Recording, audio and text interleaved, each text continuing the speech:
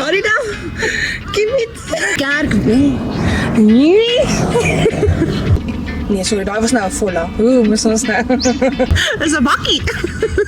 Nee.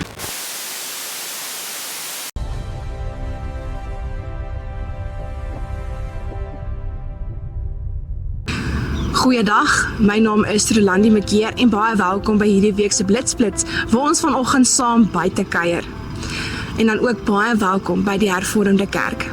Op die voorblad van hierdie week se Blitspos in Op pad met Ivanna lees ons van die Ring van Magaliee se onlangse kuiergeleentheid waar hulle saam nagedink het oor die uitdagings en geleenthede van gemeentewees. Vir die volle artikel besoek gerus die Blitspos.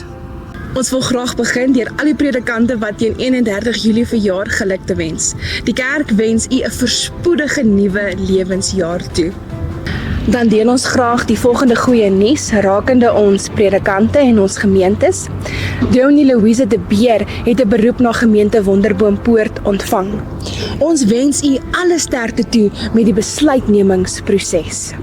Dominee Antoinette van Zyl is op 19 Julie tot die bediening georden en ook as die predikant van gemeente Volksrus bevestig. Ons is saam met u opgewonde oor hierdie nuwe seisoen. Gemeente Palleborwa nooi leraars en proponente vir preekgeleenthede vanaf September tot Desember. Vir verdere inligting en kontakbesonderhede besoek die Blitspos. Vir verdere inligting rakende werksgeleenthede, publikasies en verskeie kuiergeleenthede, soos die Delfiefees wat op 1 Augustus hier by gemeente Philadelphia gehou word, besoek asseblief die Blitspos. Baie dankie dat julle ingeskakel het vir hierdie week se Blitsflits. Ons sien julle weer volgende week. Kom, dan bid ons saam. Dankie o Heer vir hierdie dag, vol van u genade.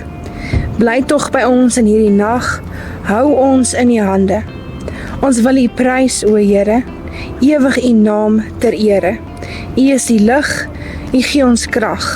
U is ons goeie Vader. Amen.